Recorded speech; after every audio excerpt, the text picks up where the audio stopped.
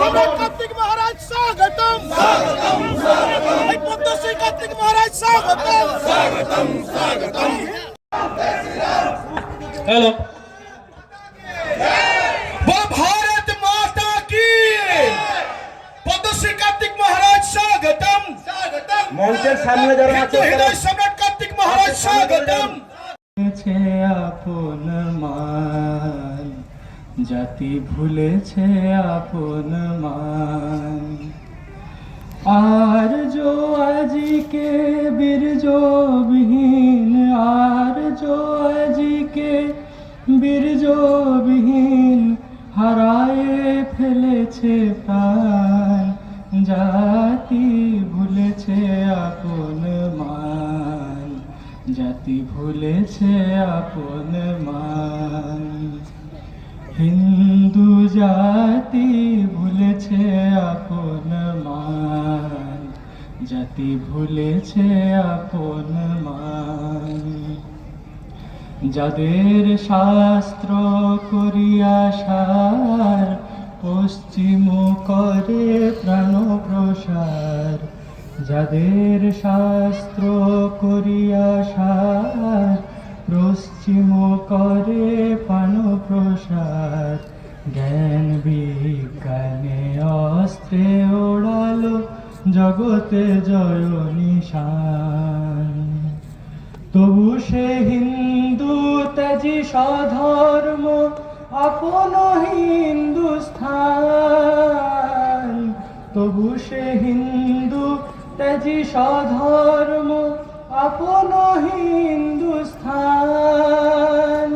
পশ্চিম মোহে গর্বেতে করে পশ্চিম মোহে গর্বেতে করে বিজাতীয় বিষপান জাতি ভুলেছে আপন মান জাতি ভুলেছে আপন মান হিন্দু জাতি ভুলেছে আপন মান জাতি ভুলেছে আপন মান জাগরে হিন্দু জাগরে আজ পূরবে ডাকিছে প্রণবরাজ ক্লিবতা কারার গল ভাঙি এসরে হিন্দু প্রাণ প্রণব মন্ত্রে দীক্ষিত হয়ে চল রে বীর জবান প্রণব মন্ত্রে দীক্ষিত হয়ে চল রে বীর জবান দানব গর্ব চূর্ণিত হবে দানব গর্ব চূর্ণিত হবে এ দুঃখেরই অবসান জাতি ভুলেছে আপন মান জাতি ভুলেছে আপন মান আর जो আজি কে বীর্য বিহীন আর जो আজি কে বীর্য বিহীন হারায়ে ফেলেছে প্রাণ জাতি ভুলেছে আপন মান জাতি ভুলেছে আপন মান হিন্দু জাতি ভুলেছে আপন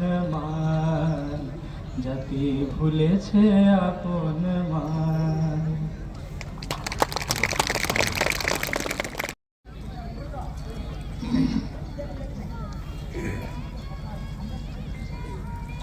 আজকে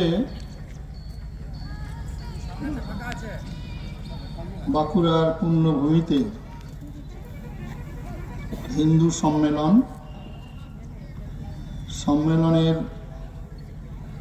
আয়োজন করেছেন সংঘ পরিবারের বিভিন্ন উইংস আয়াম রাষ্ট্রীয় স্বয়ংসেবক সংঘ পৃথিবীর বৃহত্তম সংগঠন 100 বছর পূর্তি সেই পূর্তিকে কেন্দ্র করে সারা ভারতবর্ষে 80,000 হিন্দু সম্মেলনের সংকল্প গ্রহণ বিভিন্ন রাজ্যে শুরু হয়েছে। পশ্চিমবঙ্গে বীরভূম, বাঁকুড়া, মালদা জেলায় চলছে। আজকে আপনাদের মাঝে আসতে পেরে নিজেকে ধন্য মনে করছি। এই পুণ্য অনুষ্ঠানে অনেক সন্ন্যাসী ভাইরা এসছেন, যারা নহে ধন নহে মান, জীবনের সর্বাপেক্ষা প্রিয় বস্তু করিয়া ইন্ধন, জ্বালায়েছে হোম হুতাসন। ত্যাগব্রতী সন্ন্যাসী, ত্যাগের মন্ত্রে দীক্ষিত যারা, মানুষ তারা নয়, মানুষের বেশে দিয়ে যায় তারা দেবতার পরিচয়। এহেন দেব শিশুগণ আপনাদের সামনে দেবতার দীপ হাতে নিয়ে উপস্থিত হয়েছেন। আমরা সন্ন্যাসী দর্শনে যাই, কোন যুগে কুম্ভ মেলা সৃষ্টি হয়েছিল, দেবাসুর সংগ্রামে অমৃত কলস উঠেছিল।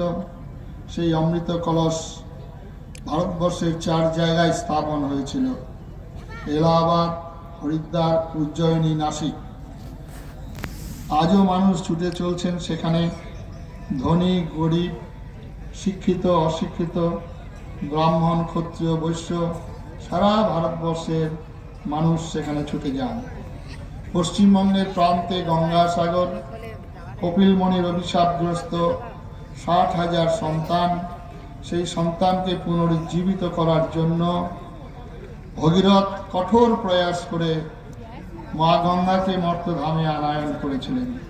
শিবের জটাজাল বিস্তৃত, বিষ্ণুর পদযুগল বিধৌত সেই মা গঙ্গা এসেছেন আমাদের পশ্চিমবঙ্গে। সেই গঙ্গাসাগরের আয়োজন চলছে বিপুল আকারে। আপনারা এখানে এসছেন, সবাইকে আন্তরিক শ্রদ্ধা জানাচ্ছি।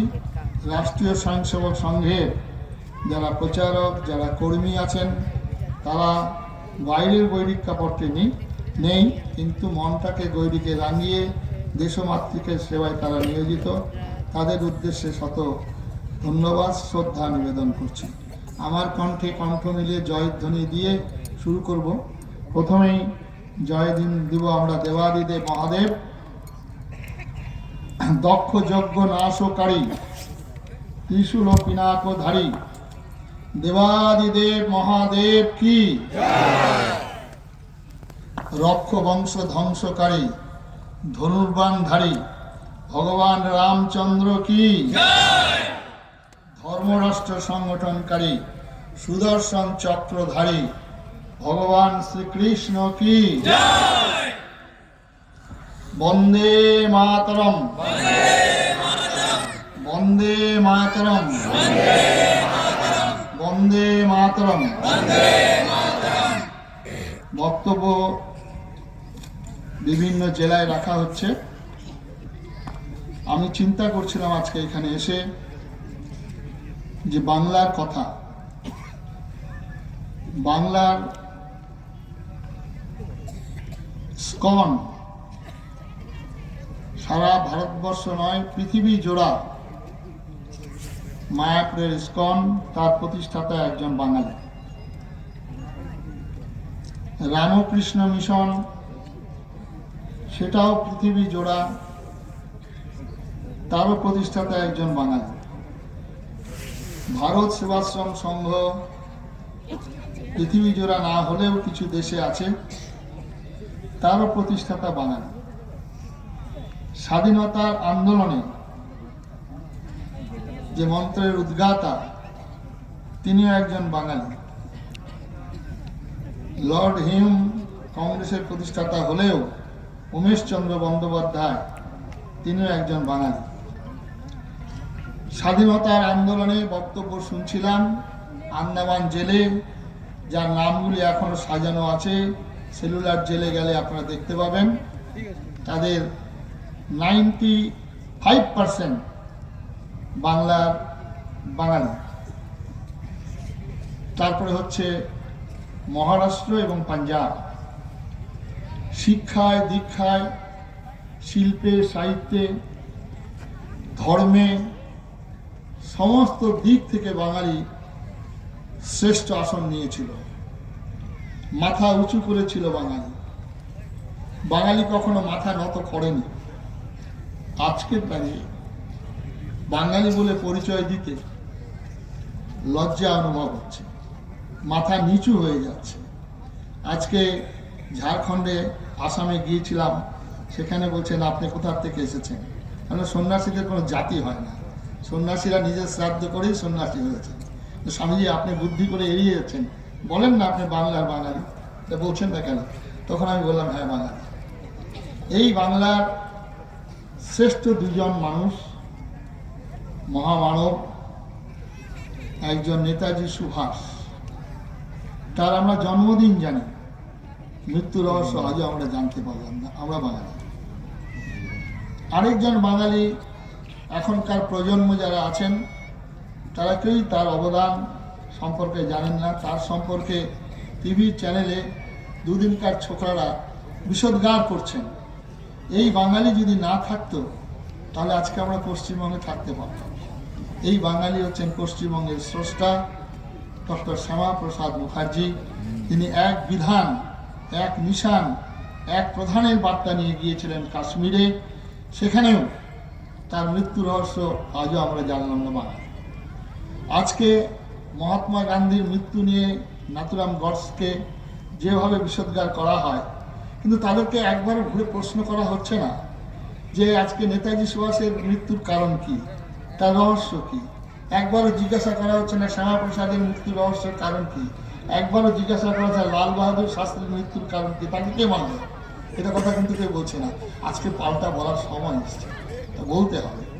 তার জন্য আপনারা যারা আছেন, আমরা যারা ভারতবর্ষে জন্মগ্রহণ করেছি, অতীব সৌভাগ্যবান। আমরা এই ভারতে জন্ম নিয়েছি। পৃথিবীর কোথাও ঈশ্বরের জন্ম হয়নি, কোথাও বা পয়গম্বর, কোথাও বা ঈশ্বরের পুত্র, কিন্তু স্বয়ং ভগবান যুগে যুগে এই ভারতবর্ষের পুণ্যভূমিতে জন্মগ্রহণ করেছেন।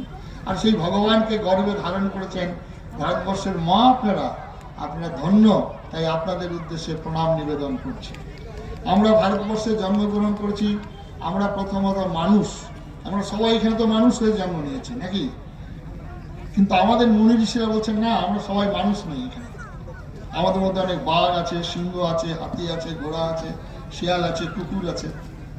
কি বলছেন সাধু বাবা? আমাদের সবাই হাত পা হাত কান নিয়ে আমরা বাঘ, সিংহ, কুকুর, শিয়াল হয়ে গেলাম? আমাদের শাস্ত্রে বলছেন আহার নিদ্রা ভয় মৈথুনঞ্চ সামান্য এতৎ পশুভি নরাণাম ধর্মে হিতেশাম অধিক বিশেষ ধর্মেন হীনা পশু সমানা। ধর্মহীন যদি মানুষ হন তাহলে পশুর সমান। এটা ভালো করে আজকে বুঝতে হবে। এই যে শিয়াল, কুকুর, বিড়াল, ছাগল, এরাও খাবার খায়, আমরাও খাবার খাই। এরাও ঘুমোয়, আমরাও ঘুমোই। এদেরও সন্তান সন্ততি হয়, আমাদেরও হচ্ছে। ওদেরও ভয় আছে, আমাদেরও ভয় আছে। তাহলে শিয়াল কুকুরের সঙ্গে, পশুর সঙ্গে মানুষের তফাৎ কোথায়? ধর্মেন হীনা পশুর সমানা। ভারতবর্ষের জীবনযাত্রা মানুষের ধর্ম দিয়ে শুরু, ধর্ম দিয়ে শেষ। তাই ভারতের প্রথম শ্রীমদ্ ভগবদ গীতা যে তিনটি ভাই পাঠ করছিলেন, সেই শ্রীমদ্ ভগবদ গীতার প্রথম শ্লোক, সে শ্লোকে প্রথমেই রয়েছেন ধর্মক্ষেত্রে কুরুক্ষেত্রে। প্রথম ধর্ম দিয়ে শুরু। আমাদের স্বাধীনতার আন্দোলনের বিপ্লবীরা যে স্বপ্ন দেখে গানটি গিয়েছিলেন, বলো বলো সবে শতবিনা বেনুরবে ভারত আবার জগৎ সবার শ্রেষ্ঠ আসন লবে। কিসে আসন নেবে শ্রেষ্ঠ? ধর্মে মহান হবে, কর্মে মহান হবে। নবদিনমণি উদি ব্যবহার পুরাতন হবে। ভেঙে দাও, গুড়িয়ে দাও, মানছি না, মানব না, এটা ভারতবর্ষের স্লোগান নয়। ভারতবর্ষের আরেকটি কবিতা আছেন, আপনারা সবাই মুখস্থ করেছেন, সবারই জানা। হ ধর্মেতে ধীর, হ কর্মেতে বীর, হ উন্নতশীল, নাই ভয়, হুলি ভেদাভেদ জ্ঞান, হও সবে আগোয়ান, সাথে আছে ভগবান, হবে জয়। ও ধর্মেতে ধীর, কর্মেতে বীর, ধর্ম কর্ম পাশাপাশি। তার জন্যই ধর্মক্ষেত্র আর কুরুক্ষেত্রে। সুতরাং এই ধর্ম এতদিন পর, ভারত সরকার স্বাধীনতার পর সেখানে যে পদ্মশ্রী, পদ্মভূষণের উপাধি দেওয়া হয়, সেটা শিক্ষাক্ষেত্রে, বিজ্ঞানের ক্ষেত্রে, এগ্রিকালচারের ক্ষেত্রে, খেলাধুলার ক্ষেত্রে বিভিন্ন ব্যক্তিগতভাবে যেখানে যে প্রাধান্যতা পেয়েছে যার তাকে দেওয়া হয়। এই প্রথম ভারত সরকার ধর্ম এবং আধ্যাত্মিকতার উপরে এই পদ্মশ্রী ঘোষণা করেছেন। তাই ভারত সরকারকে আমি অশেষ অশেষ শ্রদ্ধা নমস্কার জানাচ্ছি। বিশেষ করে ভারতবর্ষের প্রধানমন্ত্রীকে আমি কৃতজ্ঞতা জানাচ্ছি, কারণ তিনি প্রথম এটা ঘোষণা করেছেন। এইবার যে ভারতবর্ষ এতদিন যাবৎ আমরা জানতাম, যারা ইংরেজি বোদ্ধা, যারা অনেক রকম পণ্ডিত, অনেক জ্ঞানী ব্যক্তি আছেন, তারা বলেন Bharat that is India, India that is Bharat, কেউ বলে হিন্দুস্তান। এই প্রথম ভারত সরকার ইন্ডিয়া বাদ দিয়ে, হিন্দুস্তান বাদ দিয়ে ভারত কথাটি লিপিবদ্ধ করছেন। কারণ ভারতের মানে আলাদা, ভারত প্রতিভায় রত, জ্যোতির ধ্যানে রত। ভারতের মানে আলাদা। এখানে ভারতের বলছে এতদ্দেশ পতুতস্য সকাশাদ অগ্র জন্মন সং সং চরিত্রম শিক্ষরেণ পৃথিবীয়া সর্বমানবা। সুতরাং এই ভারতকে কখনো ইন্ডিয়া করা যায় না। সুতরাং আমরা যা কিছু করেছি ইংরেজিতে ট্রান্সলেট করে আমাদের ভীষণ ভুল হয়েছে। কারণ এতক্ষণ বক্তব্য রাখছিলেন যে রিলিজিয়ান আর ধর্ম দুটো আলাদা। রিলিজিয়ান হচ্ছে একটা মতো করে উপাসনা করার পদ্ধতিকে বলা হয় রিলিজিয়ান। আর ধর্ম হচ্ছে আপনাকে যা ধারণ করে আছে, আপনি যা ধারণ করেন, মানুষের মনুষ্যত্বটা হচ্ছে ধর্ম। জলের যেমন হচ্ছে তরলতা, তৃষ্ণা নিবারণ করা, জলের নিম্নগামিতা, এটা যদি না হয় তাহলে জল হবে না। এর ইংরেজিতে কেউ ট্রান্সলেট করতে পারবে না। আগুনের ধর্ম তার দাহিকা শক্তি, যত বড়ই ইংরেজি জানা হোক, এটা তার ইংরেজিতে কখনো ট্রান্সলেট করা যায় না। তেমনি বাতাসের যেমন ধর্ম, তার শুষ্কতা, অক্সিজেন বয়ে নিয়ে আসে, এটাও ইংরেজিতে ট্রান্সলেট করা যাবে না। সুতরাং ভারত কথাটির ইংরেজিতে ট্রান্সলেট ইন্ডিয়া, এটা ভুল কথা। ধরুন আমার নাম উত্তম কুমার দাস, উত্তম কুমার সরকার। উত্তম মানে বেস্ট, কুমার মানে ব্যাচেলার, আর সরকার মানে গভর্নমেন্ট। তাহলে আমার নামটা ট্রান্সলেট করলে কি হবে? এটা হবে। তার জন্য আমাদের ভারতবর্ষে বিবাহটাকে ম্যারেজ করলে ভুল হয়ে যাবে। ম্যারেজটা হচ্ছে সামটাইম লিজ।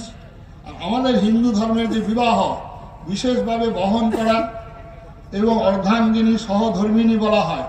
বিবাহের মন্ত্রে আমরা উচ্চারণ করা হয় যদিদং হৃদয়ং তব তদিদং হৃদয়ং মম। এইটাই আমাদের আনন্দবাজার পত্রিকায় আমাদের সমালোচনা করছেন কে? যার 13টা স্বামী, তিনি সমালোচনা করছেন ভগবান রামচন্দ্রের। ভগবান রামচন্দ্র এক সীতাকে কেন্দ্র করে লক্ষ মানুষকে হত্যা করেছেন।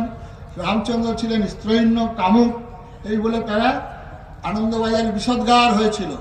আর যতদিন ভারতবর্ষে একজন হিন্দু থাকবে, তার হৃদয়ে রাম সীতার পুজো হবে, এটা কখনো নাস্বাদ করে দেওয়া যাবে না, অসম্ভব। এটাই হচ্ছে ভারতবর্ষ। সুতরাং বিবেকানন্দ বলেছেন যে ভারতবর্ষে মা কালী পাঠা খাবেন, কৃষ্ণ বাঁশি বাজাবেন, শিব সাড়ে চড়ে সারা পৃথিবী ভ্রমণ করবেন। এটা কেউ নাস্বাদ করে দিতে পারবে না। কোনো ফাদার মাদার, কোনো ব্রাদার সিস্টার, কোনো মৌলভী মৌলানা এটাকে খতম করতে পারবে না, অসম্ভব। কিন্তু তারপরের লাইনটা, তারপরের কথাটা একটু মনোযোগ দিয়ে শুনতে হবে। যতদিন ভারতবর্ষের মানুষ ঈশ্বর অনুসন্ধানে রত থাকবে, ততদিনই ভারতবর্ষ জীবিত থাকবে। ঈশ্বর অনুসন্ধানে রত, সেই জন্য ঈশ্বর অনুসন্ধানে রত মানে হিন্দু ধর্মের দুটো দিক। আমি একটু, যেহেতু আপনারা গ্রাম বাংলার মানুষ, আপনারা এসছেন অনেকক্ষণ, বক্তব্য একটু দীর্ঘায়িত করছি আর কি। গ্রাম বাংলার মানুষ, আপনারা যা হিন্দু ধর্মের দুটো দিক, একটা হচ্ছে অন্তরঙ্গ সাধনা, একটা হচ্ছে বহিরঙ্গ সাধনা।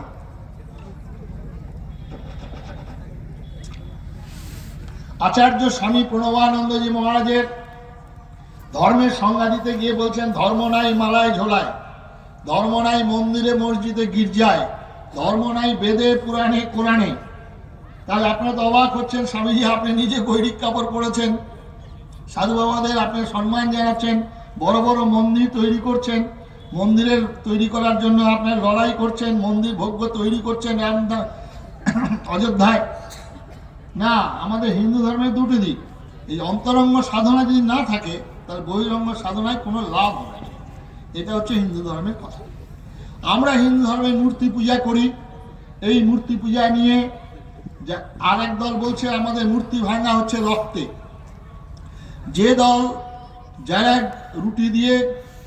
রুটি নিয়ে গরুকে খাওয়ায় আর একদল রুটি দিয়ে গরুর মাংস খায়, এটা দুই যে শ্রেণীর মধ্যে কখনো মিলন হতে পারে না, অসম্ভব। সুতরাং আমাদের আজকে মূর্তি পূজা, আমাদের যে গীতা, শ্রীমদ্ গীতাতে, ভাগবত গীতাতে 12 অধ্যায় ওখানে আছে, ক্লেশ অধিকতরস্তেষাং অব্যক্তা সত্যচেতসাং অব্যক্ত হি গতি দুঃখং দেহ বদ্ভির অবাপ্যতে। নিরাকার নির্গুণের উপাসনা করার ক্ষমতা আমাদের নেই, তার জন্য আমরা ঈশ্বরকে কল্পনা করেছি। ঈশ্বরকে আমাদের তমেব মাতা চ পিতা তমেব বন্ধুশ্চ সখা তমেব বিদ্যা দ্রবিণং তমেব সর্বং মম দেব দেব। ঈশ্বরকে আমরা মাতা পিতা বন্ধু সখার ন্যায় আমরা চিন্তা করেছি।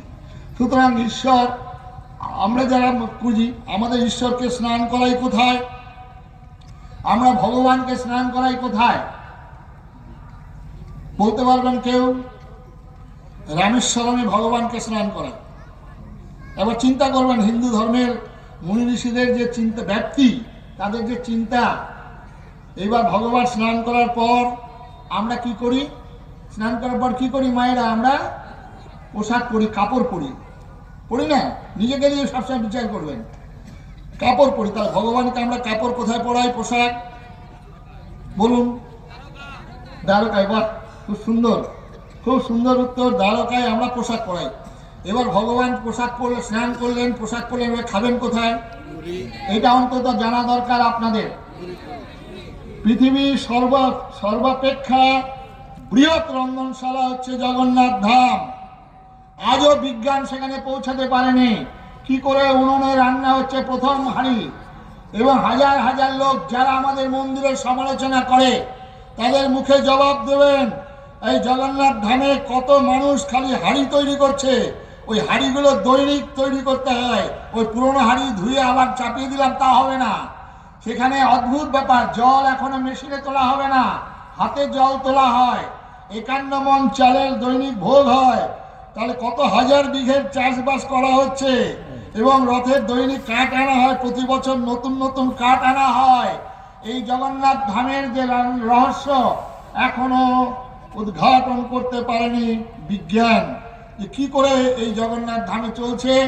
একদিন নয়, দুদিন নয়, 1 মাস নয়, 2 মাস নয়, 1 বছর নয়, 2 বছর নয়, বছরের পর বছর অনন্তকাল ধরে জগন্নাথ ধামের পুরীতে চলছে। ভগবান ওখানে প্রসাদ গ্রহণ করছেন, এবং ওখানকার পুরীর যত ওখানে ধনী লোক আছেন তাদের বিবাহের নিমন্ত্রণে জগন্নাথ ধামের প্রসাদ খেতে হবে, মাস্ট। এইবারে জগন্নাথ ধাম ছেড়ে এবার প্রসাদ গ্রহণ করার পর ঠাকুর তো বিশ্রাম করবেন। কোথায় বিশ্রাম করেন মা? আপনি একবার বলুন। বদ্রীনাথে ভগবান বিশ্রাম করেন। গোলাপের পাপড়ি উড়িয়া পড়ে গায়, প্রভু আমার সুখে নিদ্রা যায়। কি চিন্তা ভগবানের সম্পর্কে আমাদের হিন্দু ধর্মের। এবারে এখন সাহেবরা এসছেন। আজকের বক্তব্য বিষয়টা একটু অন্যদিকে নিয়ে যাচ্ছি, পরে যাব। সাহেবরা এসেছেন ভারতবর্ষের হিন্দু ধর্ম জানার জন্য। তো জানার জন্য দুর্গাপূজার প্যান্ডেলে গেছেন। দুর্গাপূজার প্যান্ডেলে গিয়ে বলছেন, তোমরা কারা? বলছে, আমরা হিন্দু। তোমাদের সামনে কিসের মূর্তি? ইনি জগৎ জননী মহামায়া জগদ্ধাত্রীর মূর্তি মা দুর্গা। তো ইনি তো এখানে ফর্সা সুন্দর, সর্ব অলঙ্কার ভূষিতা, সিংহাসনে আরূঢ়া মা। তোমরা হিন্দু? বলছে হ্যাঁ। তারপরে কালী পুজো, কালী পুজো এখানে হিন্দুরা গেছেন। বলছে তোমরা কারা? বলছে আমরা হিন্দু। তোমাদের সামনে কে? বলে এটা আমাদের শ্যামা মা। বাহ, এখানে কালো, এখানে উলঙ্গ, ওখানে 10 হাত, এখানে 4 হাত। তোমরা হিন্দু? বলছে হ্যাঁ আমরা হিন্দু। শিবপক্ষে পদ সঞ্চারিণী মা শ্যামার মূর্তি। সাহেবদের কাপড় উঠতে থাকলো উপরে। এরপরে সাহেবরা গেলেন জগন্নাথ ধামে। সেখানে দেখছেন হাজার হাজার মানুষ, নয়ন পথগামী জগন্নাথ স্বামী। তোমরা কারা? যে আমরা হিন্দু। চলো জগন্নাথ, সহস্র শীর্ষা পুরুষ সহস্রাক্ষ সহস্রপাত। অদ্ভুত ব্যাপার। এখানে গিয়ে দেখছি হাত ছুটো, পা ছুটো, জগন্নাথ বড় বড় করে চোখ তাকিয়ে রয়েছেন। তোমরা হিন্দু? বলছে হ্যাঁ আমরা হিন্দু। সাহেবদের কাপড় অনেকটা উপরে উঠে গেছে। এবারে গিয়ে বিশ্বনাথ ধামে গেছেন, বলে কাশী বিশ্বনাথ দেবাদিদেব মহাদেব জল নিয়ে ওম নমঃ শিবায় ওম নমঃ শিবায় বলতে বলতে মানুষ দশার মধ্যে ঘাট থেকে বিশ্বনাথ ধামে যাচ্ছেন। বিশ্বনাথ মানে তাহলে কতগুলো মাথা কতগুলো পা হতে পারে। চলো যাই তোমাদের বিশ্বনাথ মন্দিরে। বিশ্বনাথ মন্দিরে গিয়ে দেখছে এখানে হাতও নাই, পাও নাই, কিছু নাই, একটা পাথর। সেই পাথরকে শিবজ্ঞানে জল ঢালছেন। সাহেবদের কাপড় একদম মাথায় উঠে গেছে। এবারে জিজ্ঞাসা করছে হিন্দু ধর্ম সম্পর্কে। আমাদের হিন্দু ধর্ম হচ্ছে এইরকমই, 10 হাত থেকে 4 হাত, 4 হাত থেকে ঠুটো জগন্নাথ, ঠুটো জগন্নাথ থেকে বাবা ভোলানাথ বিশ্বনাথ, এই সনাতন হিন্দু ধর্ম। তাই বিবেকানন্দ বলেছিলেন যে যদি কোনো মানুষকে তার মুক্তির পথে পেতে হয় তাহলে ভারতবর্ষে জন্মগ্রহণ করিতে হইবে। আমি বলছি ভারতবর্ষে জন্মগ্রহণ করলে হবে না, শাখা সিঁদুর পরিহিত হিন্দু মায়ের গর্ভে জন্মগ্রহণ করলে তবেই হিন্দু ধর্ম সম্পর্কে এতটুকু তুমি অনুভব করতে পারবে, নচেত সম্ভব নয়। এত বিশাল ধর্ম, এর বিশাল ব্যাপ্তি, বিশাল উদারতা, বিশাল এর চিন্তাধারা। সুতরাং আপনারা সেই ধর্মের মানুষ। এবারে আপনাদের যদি হিন্দু হন তাহলে কিছু নীতি নিয়ম পালন করতে হবে। মুখে বললাম হিন্দু, মুখে বললাম জয় শ্রীরাম, মুখে বললাম গীতা পাঠ কৃষ্ণ কৃষ্ণ হরে হরে, গীতা পাঠ ঘরে ঘরে। নীতি নিয়ম কিছু পালন করতে হবে। সেই নীতি নিয়মগুলো আপনারা প্রত্যেকের বাড়িতে একটু করে পালন করুন। সেই নীতি নিয়ম হচ্ছে, প্রথমত আমাদের হিন্দু যদি নামধারী হন তাহলে সূর্য ওঠার আগে ঘুম থেকে উঠতে হবে প্রত্যেককে। সূর্য উঠে গেলে আপনার বিছানায় শুয়ে থাকবেন, তাহলে আপনি হিন্দু বলে পরিচয় দিতে পারবেন না। অসুস্থ হন, অন্য কোনো কারণ হন, আলাদা কথা। দ্বিতীয় হচ্ছে কঠিন, আপনারা হয়তো অনেকেই পারবেন না। এখানে বলতে হবে হাত তুলে পারবো কি পারবো না, তাহলে নম্বর কাটা যাবে। 100 নম্বরের মধ্যে পরীক্ষা হচ্ছে, 10 নম্বর ওখানে পেলেন না, 5 নম্বর। আগে আমরা জানতাম, আমরা যখন পড়াশোনা করতাম তখন 36 নম্বর, এখন পশ্চিমবঙ্গ সরকার বলছে 25 নম্বর। আবার দিদি বলছে নম্বর বেশি করে দিতে বলেছি, সুতরাং পরীক্ষা না দিলেও পাস। আজকে আপনাদের পরীক্ষা দিতে হবে। প্রত্যেকের বাড়িতে মা বাবাকে প্রণাম করতে হবে। দ্বিতীয়, মাতা মে পার্বতী দেবী, পিতা দেব মহেশ্বর। মা বাবার আশীর্বাদ ভিন্ন জগতে কেউ বড় হতে পারবে না। যত দেশে মহাপুরুষরা জন্মগ্রহণ করেছেন তাদের মা বাবার অবদান। তাই মাতা মে পার্বতী দেবী, পিতা দেব মহেশ্বর। প্রথম হচ্ছে আমাদের গুরু হচ্ছেন মা, মাতৃদেব ভব, পিতৃদেব ভব, তারপরে হচ্ছেন আচার্য দেব ভব। তাই আপনারা এই নিয়ম পালন করবেন। বৌমা যারা আছো, শাশুড়িকে প্রণাম করতেই হবে। তোমরা ভাবছো আমরা শাশুড়ি কোনোদিন হব না। 3 নম্বর, প্রত্যেকের বাড়িতে নিজের নিজের ঠাকুরের যে আসন আছে, বাড়িতে যে ঠাকুরের আসন আছে সেই ঠাকুরের আসনে প্রদীপ জ্বালাতে হবে, শঙ্খ বাজাতে হবে, উলু দিতে হবে, ধূপ ধুনা দিতে হবে। আর যে গুরুর মন্ত্র নিয়েছেন সেই মন্ত্র জপ করবেন। যদি না পারেন, মন্ত্র যদি নাও নিয়ে থাকেন, তাহলে হরে কৃষ্ণ কৃষ্ণ কৃষ্ণ হরে হরে, হরে রাম রাম রাম হরে হরে, এই মন্ত্র জপ করতে পারেন, কোনো অসুবিধা নেই। তুলসী গাছ অবশ্যই রাখবেন, তুলসী গাছে প্রদীপ দেখাবেন, ধুলো দেবেন। এটা যদি নিয়মিত করেন তাহলে দেখবেন আপনার বাড়িতে সুখ সমৃদ্ধি বিরাজ করবে, রোগ শোক অসুখ কম হবে, দুঃখ জ্বালা কম হবে। 4 নম্বর, কোনো প্রকার নেশা করা যাবে না। বাঁকুড়া এটা বলা যাবে না। জল একদম খেতে পারবেন না। কি বলছেন সাধু বাবা? জল না খেতে মানুষ মরেই যাবে। যে জল খেয়ে আপনি রাজা হয়ে যাবেন, ঢুকু ঢুকু করবেন। সরকার এটা লাইসেন্স বেশি করে দিচ্ছে স্কুল কলেজের সামনে, যাতে আপনার ঘরের আমার ঘরের ছেলে মেয়েরা মদ খেয়ে নেশাগ্রস্ত হয়ে থাকে, তারা খালি পতাকা বহন করবে আর ভয়কাট্য, এছাড়া কিছুই বুঝবে না। কারো যদি ছেলে পেলে না থাকে, তার ভাইপো রাজা হবেন, আমাদের করে লাঠি ঘুরাবেন, আর আমরা হবেন ভোটের বলিদান। তারপরে হচ্ছে প্রত্যেকে আয় বুঝে ব্যয় করতে হবে, আয়ের অতিরিক্ত ব্যয় করা যাবে না। আপনারা বাঙালি হিন্দু, নরেন্দ্রনাথ দত্তের নিশ্চয়ই নাম শুনেছেন। নরেন্দ্রনাথ দত্তের নাম কে? হাত দিলে বলুন তো, কার নাম ছিল? স্বামী বিবেকানন্দ। সবাই চিৎকার করে বলতে পারলেন না কেন? এখনো সন্দেহ আছে আপনাদের ভিতরে। স্বামী বিবেকানন্দ, তার বাবার নাম কি ছিল? বিশ্বনাথ দত্ত। এই বিশ্বনাথ দত্ত ছিলেন একজন ব্যবহারজী আইনজীবী, প্রচুর টাকা রোজগার করেছেন, কিন্তু আয় বুঝে ব্যয় করেননি, বাহুল্যতা খরচা করেছিলেন, বিলাসবহুল জীবনযাত্রায় ছিল, যার ফলস্বরূপ নরেন্দ্রনাথ দত্তরা অনেকগুলো ভাই বোন পেট ভরে খেতে পায়নি। মা বলছেন তুই খেয়ে যা, বলছে বন্ধুর বাড়ি নিমন্ত্রণ আছে। মিথ্যা কথা বলছেন, কারণ আমাদের ব্যক্তিকে কেন্দ্র করে পরিবার, পরিবারকে কেন্দ্র করে সমাজ, সমাজকে কেন্দ্র করে রাষ্ট্র। তাই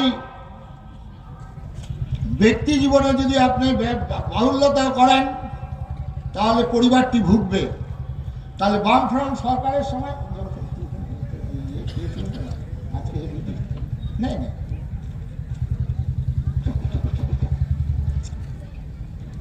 বামফ্রন্ট সরকারের সময় আমাদের ঋণ কত ছিল? ভয় পাবেন না, বামফ্রন্ট তো নেই, প্রায় 2,00,000 কোটি টাকা। এখন যিনি আছেন, ইনার নাম উচ্চারণ করার আগে হাত জোর করে সাক্ষাৎ মা শারদা বলে প্রণাম করে বলবেন এখন কত টাকা ঋণ হয়েছে? প্রায় 8,00,000 কোটি টাকা ছুঁই ছুঁই করছে। একটি সদ্যজাত শিশু পুষ্পের মতো নিষ্পাপ, তার মাথায় বোঝার চাপবে 78,000 টাকা। কারণ ওই একই কারণ, আয় বুঝে ব্যয় করার জন্য। সুতরাং এটা করবেন। তারপরে অ্যাডজাস্টমেন্ট, আমাদের হিন্দু ধর্মে বাঙালিদের মধ্যে অ্যাডজাস্টমেন্টের এত অভাব, যার জন্য আজকে স্বামী স্ত্রী, ছেলে মেয়ে, ভাই বোন, আত্মীয় স্বজন, বাস ট্রেনে সব অ্যাডজাস্টমেন্ট করার চেষ্টা করবেন। কারণ ভগবান কৃষ্ণ কুরুক্ষেত্রের যুদ্ধে এই অ্যাডজাস্টমেন্টের জন্য গিয়েছিল। এরা তোমার ভাই হয়, কৌরব পাণ্ডবরা, অর্ধেক রাজ্য পাবে, অর্ধেক রাজ্য তুমি দিবে না। 5খানা গ্রাম চেয়েছিল, বিনা যুদ্ধে নাই দেব সুচাগ্র মেদিনী, যুদ্ধ হলো, ধ্বংস হয়ে গেল। সুতরাং আমাদের হিন্দু সমাজ আজকে এইভাবে ধ্বংস হয়ে যাচ্ছে। স্বামী স্ত্রীর মধ্যে সামান্য ব্যাপারে তোর দেখা পাইনি রে, কোটে দেখা হবে রে, আরম্ভ হয়ে গেল। সুতরাং ছেলে মেয়ে, ভাই বোন, আজকে লাভ জেহাদের শিকার হচ্ছে আমাদের বোনেরা। ওই private tutorial home, computer training centre, সেখানে গিয়ে বিভ্রান্ত হচ্ছে। নামগুলো তো বিমল, নির্মল, শ্যামল, হাতে আবার লাল সুতো, চিনতেও পারবেন না, সেখানে গিয়ে বিভ্রান্ত হচ্ছে। তাই তাদেরকে সংযত করার জন্য আপনার এই নিয়ম কানুন আপনার ধর্মীয় আবহাওয়ার মধ্যে রাখার চেষ্টা করবেন। মা সীতা লোভের কারণে এই জায়গায় চলে গেল, সোনার হরিণ চাই, রামচন্দ্র বুঝাচ্ছেন, সীতা কিছুতেই বুঝলেন না। মায়েদের একটা ভালো অস্ত্র আছে সঙ্গে, সঙ্গে সঙ্গে কাঁদতে শুরু করলো, চোখের জল। সীতার এই চোখের জলে রামচন্দ্র বিভ্রান্ত হলেন। তারপরে গেলেন, লক্ষণ তার ভাই সম, লক্ষণ রেখা দিয়েছিল, মা সীতা সেটাও মানলেন না। আমাদের হিন্দু ঘরের মা বোনেরা আজকে এই লক্ষণ রেখা মানছেন না বলেই খবরের কাগজে, টিভিতে প্রথমেই আমাদের নাম ভেসে আসছে, লাভ জিহাদের শিকার হচ্ছে। সুতরাং এরপরে হচ্ছে মুখের ভাষা। মুখের ভাষার পরিবর্তন দরকার। সবাইকে হিন্দি আর ইংরেজি শিখবেন নাকি? মুখের ভাষা বলার থ্রোয়িং এটা যদি না করেন তাহলে কিন্তু বিপদ ঘনিয়ে আসবে। মা সীতা দ্রৌপদীর মুখের ভাষাটা ভালো ছিল না। এই দ্রৌপদীর অনেকগুলো ভুলের কারণে কুরুক্ষেত্রের যুদ্ধটা হয়েছিল। আজকে প্রথম ভুলটা হয়েছিলেন স্বয়ংবর সভায়। এই স্বয়ংবর সভায় যদি বলতো বংশ পরিচয় ছাড়া এখানে কেউ প্রবেশ করতে পারবেন না, তাহলে কর্ণ প্রবেশ করতেন না, প্রথমেই ভুল করে ফেললেন। তারপরে দ্বিতীয় ভুলটা হলো যখন তাকে নিয়ে আসছেন, কারা নিয়ে এসছিলেন সঙ্গে করে? কে? দুর্যোধন, দুঃশাসন, 5 ভাই নাকি? পঞ্চপাণ্ডবরা ক ভাই? খুব ধর্ম কথা এসছেন। তো সেখানে যুধিষ্ঠির যখন নিয়ে আসছে 5 ভাই মিলে, তখন কুন্তী দেবী বাড়িতে ছিলেন। কুন্তী দেবীকে বলছেন আমরা একটা ভালো জিনিস এনেছি মা। তখন কুন্তী দেবী বললেন তোমরা 5 ভাই ভাগ করে নাও। তখন দ্রৌপদীকে প্র্যাকটিক্যাল হতে হতো, মায়েরা প্র্যাকটিক্যাল হবেন। এই জন্যে দুর্গা পূজা মা আসছেন বাপের বাড়ি, 10টা হাতে অস্ত্র দিয়ে পাঠিয়েছেন শিব ঠাকুর, কারণ যদি রাস্তায় কিছু হয় তুমি লড়াই করবে। মা কালীর হাতে খড়গ। আর সেদিন এই মায়েরা প্র্যাকটিক্যালের অভাবে আজকে এই ঘটনা ঘটে গেল দ্রৌপদী। তারপরে শেষ ভুলটা যেটা করেছেন, রাজধানী নির্মাণ হয়েছে, রাজধানী নির্মাণে আমন্ত্রণ জানিয়েছেন বিভিন্ন দেশের রাজরাজাদের, আর সেই আমন্ত্রণে দুর্যোধনকেও আমন্ত্রণ করেছিলেন। আর দুর্যোধন বেচারি এসেছিল, আর তাদের মেঝেটা ছিল স্ফটিকের। স্ফটিকের মেঝেতে দূর থেকে জলের মতো মনে হয়েছে, পা দিতে গিয়ে পড়ে গিয়েছিলেন। দ্রৌপদী কি বলেছিল কেউ বলতে পারবেন? কি বলেছিল? আন্ধা কা বেটা আন্ধা। এটা বলা ঠিক হয়েছে মায়েরা? তাহলে আপনারা এখন বলছেন বলা ঠিক হয়নি, আর দ্রৌপদী ওই রকম জায়গায় তিনি বললেন। প্রথমত ভুল হয়েছে তিনি রাজপুত্র, দ্বিতীয় ভুল নিমন্ত্রণ অতিথি, তৃতীয় ভুল সম্পর্কে ভাসুর। এটা বলা ঠিক হয়নি। সেই জন্য সত্য কথা রুষ্ট হলে উল্টা পানে ধায়, এমনভাবে কৈবী কথা যেন লেগে থাকে গায়ে। RSS এর সংঘ পরিবার যেটা এখন ঠিক করেছেন, আমাদের সামাজিক সদ্ভাবনা, হিন্দু সম্মেলন, সামাজিক সদ্ভাবনাতে আমাদেরকে হিন্দু হতে হবে মনে প্রাণে। এইবারে আমরা ভগবান কৃষ্ণ থেকে, ভগবান রামচন্দ্রের কাছ থেকে শিক্ষা গ্রহণ করব। আমাদের ধারণা ধর্ম হচ্ছে বহু, এটাই প্রথমত আমাদের ভুল করেছে। ধর্ম কখনো বহু হয় না, এটা ভালোভাবে মনের মধ্যে গেঁথে নেবেন। ধর্ম হচ্ছে জগতে সমগ্র বিশ্বের মানুষের জন্য ধর্ম হচ্ছে একটি, আর একটা হচ্ছে অধর্ম। এই ধর্ম এবং অধর্মের কখনো সমন্বয় হয় না, কখনো মিলন হয় না, এটাকে ভালো করে জানতে হবে। সেই জন্য ভগবান রামচন্দ্রের সঙ্গে রাবণের লড়াই হয়েছিল, খর মারিচ দূষণকে হত্যা করতে বাধ্য হয়েছিল ভগবান রামচন্দ্র, কারণ আসুরিক শক্তি সম্পন্ন, তারা অসুর মনোভাবাপন্ন, তাদের সঙ্গে কখনো মিল হয়নি। ভগবান কৃষ্ণকে নিয়ে আমাদের বাংলার মানুষরা আমরা নানা রকম ভাবে বিভ্রান্ত হয়েছি। ঋষি বঙ্কিমচন্দ্রের কৃষ্ণ চরিত্র বই আছে, আপনারা পড়বেন। কৃষ্ণ চরিত্রে সেখানে বলা হচ্ছে বৃন্দাবন দাস বিরচিত চৈতন্য ভাগবত, সেটাও পড়ে দেখবেন। ভগবান কৃষ্ণ বৃন্দাবনে ছিলেন 11 বছর, তারপরে বৃন্দাবনে যাননি আর ফিরে। এই ভগবান শ্রীকৃষ্ণ জন্ম থেকে তার লড়াই অশুভ শক্তির সঙ্গে, আসুরিক শক্তির সঙ্গে লড়াই। পুতনা বধ করছেন, প্রথম পুতনা, তারপরে অগাসুর, বগাসুর, তারপরে তৃণাবর্ত, কালিয়নাথ নিজের মামাকে হত্যা করছেন। এই ভগবান কৃষ্ণকে নিয়ে আমরা বাংলার মানুষ, ভাগবত পাঠকরা, আর আমাদের বৈষ্ণব সমাজ যারা কীর্তন করেন, লীলা কীর্তনীয়রা, এমনভাবে কৃষ্ণকে এমন জায়গায় নামিয়ে দিলেন যেটা আমাদের ভারতবর্ষের বাংলার দুর্ভাগ্য। এই কৃষ্ণকে কীর্তনীয়রা বলছেন যেও না যমুনার ধারে রাধা, ওখানে বসে আছে কালু হারাম জাদা।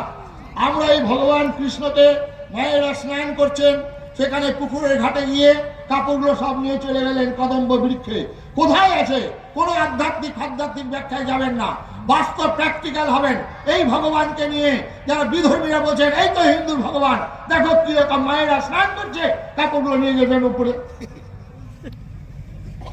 এই যে কৃষ্ণের মহাজীবন, তিনি প্রথম জীবনে ছিলেন বৃন্দাবন, মাধুর্য লীলা হল। এই বৃন্দাবনে কৃষ্ণের প্রকাশ, এখানে কৃষ্ণ নিজের শক্তি প্রয়োগ করেছেন, এইখানে বৃন্দাবনে। তারপর বৃন্দাবন থেকে চলে গেলেন তিনি মথুরায়, মথুরা থেকে চলে গেলেন কুরুক্ষেত্র, কুরুক্ষেত্র থেকে চলে গেলেন দ্বারকায়।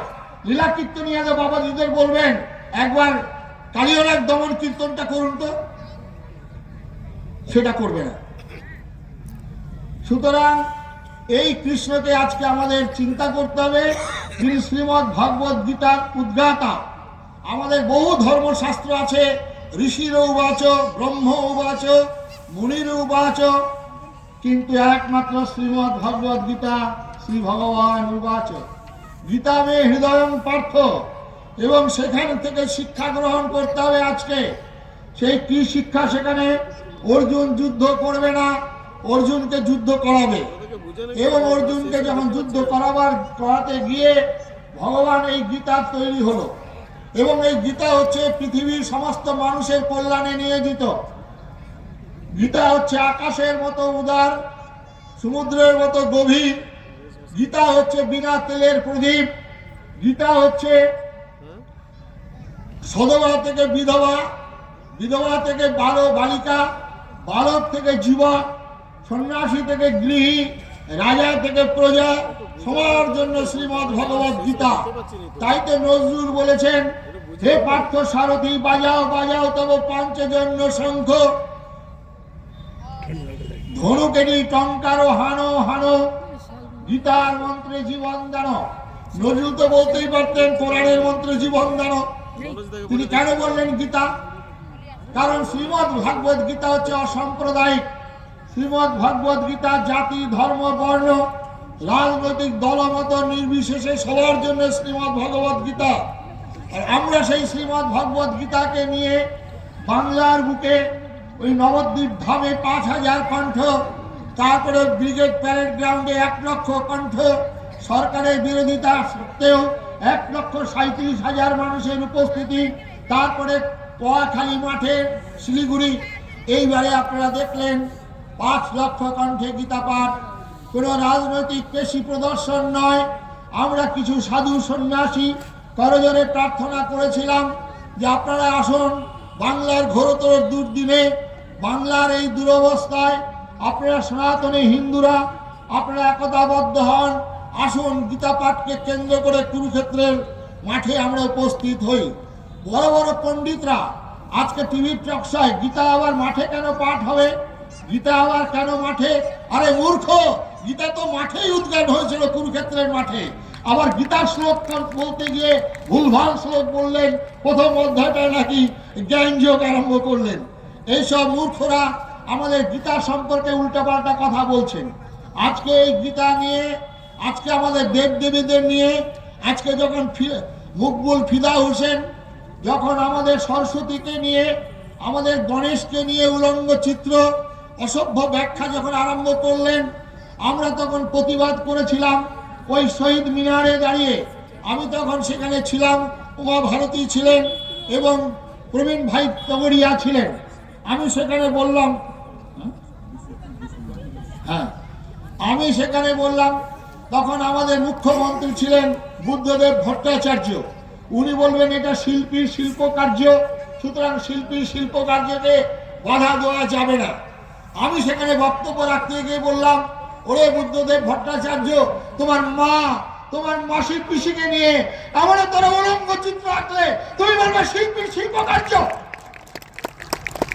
আর এই হযরত মোহাম্মদকে নিয়ে একটা দাঁড়িয়ে ছিল মাত্র ওই টাইমস অফ ইন্ডিয়া, তাদের অফিসটা ভেঙে চুরমার করে আগুন দিয়ে জ্বালিয়ে দিয়েছিল। আজকে আই লাভ মোহাম্মদ বলে রাস্তায় চক দিয়ে লিখেছেন, আর একটা গাড়ি গেল সেই আই লাভ মোহাম্মদ, সেই গাড়িকে আগুন দিয়ে জ্বালাতে শুরু করলো।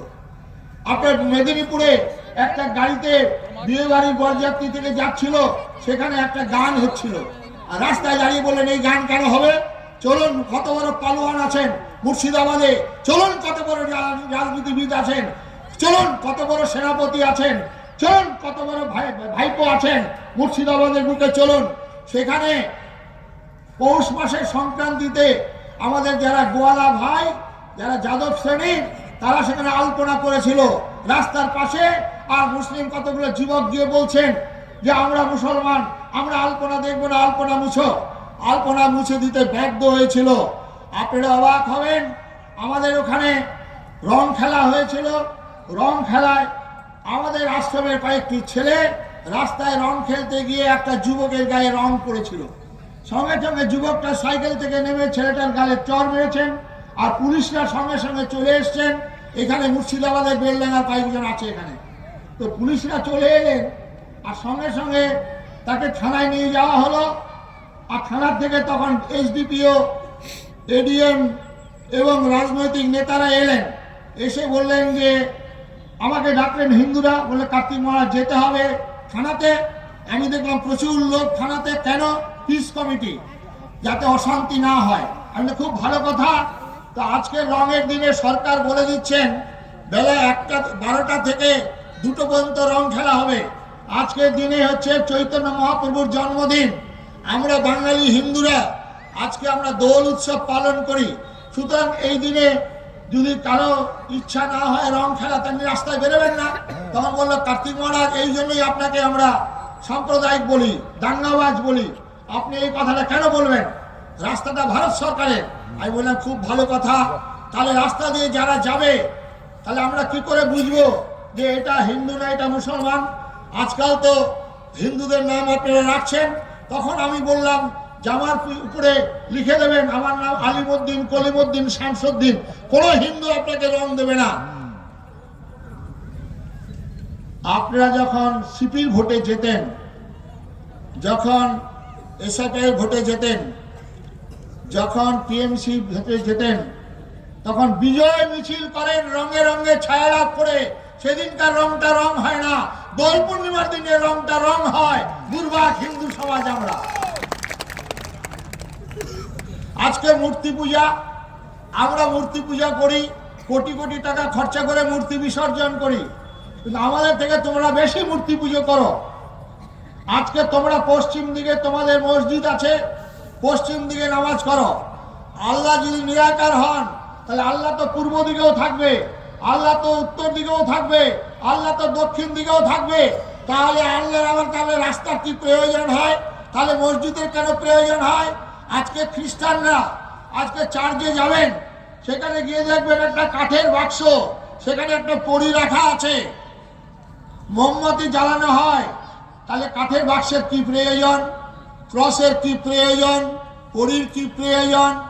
বন্ধুগণ, তোমরা মূর্খ। আমরা হিন্দুরা, আমরা ওই ঠাকুর ঠুকুর যতক্ষণ, সুরের মিল ততক্ষণ, হারমোনিয়াম বাজিয়ে শিল্পী গান গান, তার আগে দেখবেন টুংটাং করে হাতুড়ি দিয়ে তবলার সুর তৈরি করে। যখন তবলার আর হারমোনিয়ামের সুর মিলে যায় তখন গান গায়, আর তখন মাঝে মাঝে আর টুংটাং করতে হয় না। এটাই হচ্ছে হিন্দু ধর্ম। সুতরাং আপনারা যারা মূর্তি পূজা করে, যারা বিরোধিতা করে, তাদের মুখের পরে জবাব দিবেন। এখানে একজন নাতি, একজন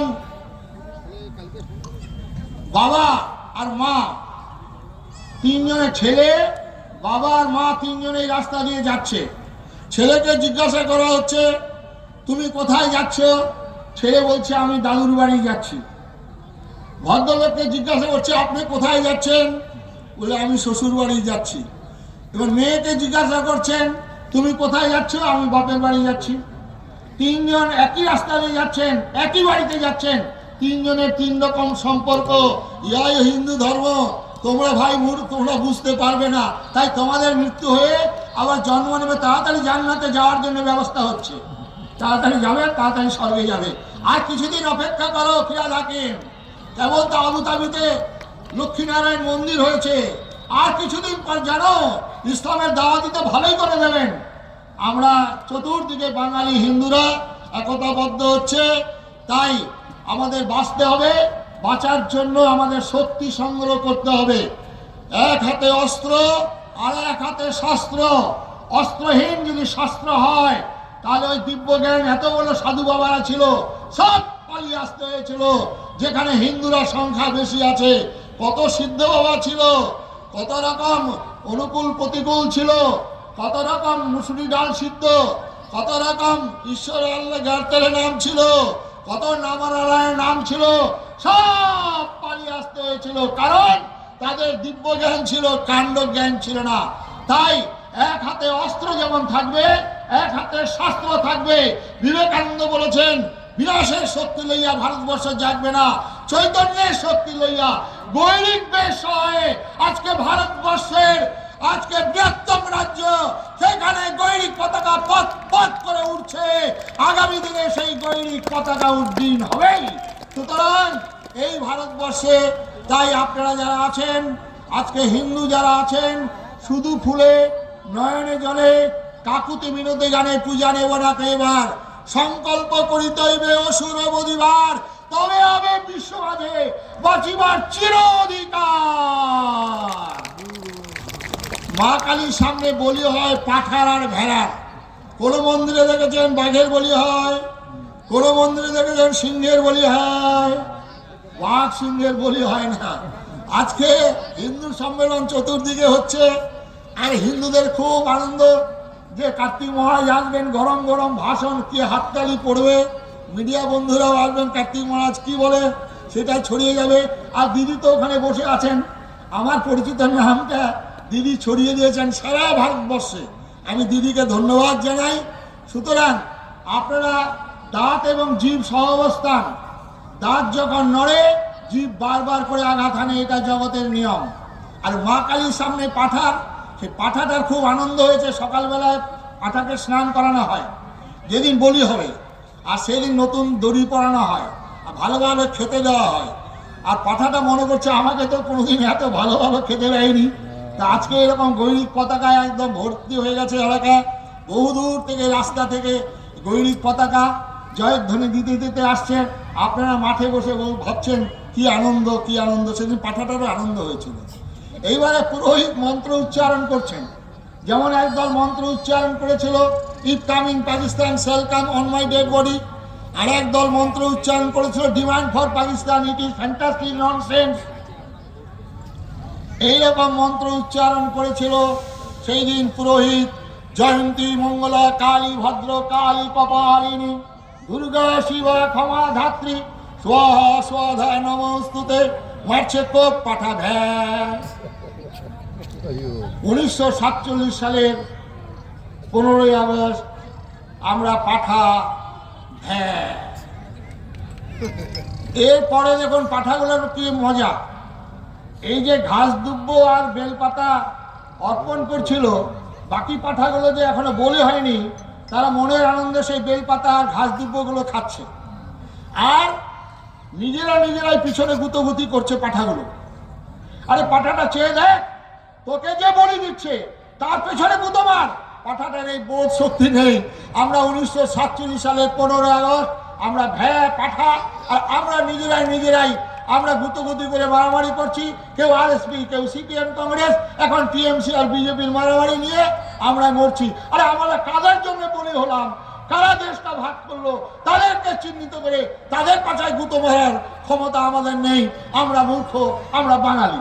সুতরাং আজকে আমাদের চিহ্নিতকরণ করে আজকে বুঝিয়ে দিতে হবে কারা ভারতের শত্রু। যারা ভারত মে রহনে হোগা তো বন্দে মাতরম कहने হোগা, আর বন্দে মাতরম ছিন্ন করতে দিব না। তাই বিদায় নেব। আমি বিদায় নেবার আগে আবার কবিগুরু রবীন্দ্রনাথের সেই কবিতা দিয়েই আমি শেষ করব। বিদায় নেব বন্ধু। ওই নাগিনীরা চারিদিকে ফেলেছে বিষাক্ত নিঃশ্বাস, শান্তি ললিত বাণী শুনাইবে ব্যর্থ পরিহাস। ওই দানবের সাথে সংগ্রামের তরে প্রস্তুত হতে হবে ঘরে ঘরে, প্রস্তুত হতে হবে ঘরে ঘরে, প্রস্তুত হতে হবে ঘরে ঘরে। আর একবার প্রদীপ্ত উদাসনের মতো দাও দাও করে প্রমাণ করে দাও আমরা বাঙালি হিন্দু, আমরা মরিনি, আমরা মরিনি, আমরা মরিনি। নমস্কার। জয় শ্রীরাম। গোশালা একটা গরুকে সংরক্ষণ দেওয়ার জন্য আন্দোলন হচ্ছে সারা ভারতবর্ষ ব্যাপী। আমরা যারা উপকারী তাদেরকে আমরা মা বলি, তাদের কাছে কৃতজ্ঞ। গরু আমাদের ফেলে দেওয়া জিনিসগুলো খেয়ে অমূল্য সম্পদ দেন। আমরা ধান খেয়ে নেই, খড় ফেলে দিই। আমরা ভাত চাল নিয়ে ভাতের ফ্যান ফেলে দিই। আমরা সবজি খাই, খোসাগুলো ফেলে দিই। আমরা সরষের তেল খাই, খোলটা ফেলে দিই। এই ফেলে দেওয়া জিনিস খেয়ে গরু অমূল্য সম্পদ দেন। তাই সারা ভারতবর্ষব্যাপী 26 তারিখে গোরক্ষা আন্দোলন। সবাই আপনারা নিজের নিজের জায়গায়, নিজের নিজের জেলায় গোরক্ষা সম্পর্কে চিন্তা ভাবনা করবেন। বড় বড় গোশালা আছে, সেই গোশালায় সেখানে গরু রাখার ব্যবস্থা হচ্ছে। আমরা ভারত সরকারের সঙ্গে আলোচনা করছি, প্রত্যেকটা জেলায় জেলায় কয়েক হাজার বিঘা জমি নিয়ে একটা গোরক্ষণের ব্যবস্থা করা হচ্ছে। গো মাতা আমাদের অমূল্য সম্পদ। আমরা গো মাতা বলি, আমরা গীতা মাতা বলি, আমরা গঙ্গা মাতা বলি, আমরা ভারত মাতা বলি। সবার সঙ্গে মাকে যুক্ত করে দিয়েছি। তাই আপনারা যারা এখানে আছেন প্রত্যেকেই নিজের নিজের গ্রামে গিয়ে এই গোরক্ষার ব্যবস্থা এবং সেই সঙ্গে সঙ্গে এই আন্দোলনের সঙ্গে যুক্ত হওয়া। নমস্কার, সবাই ভালো থাকুন।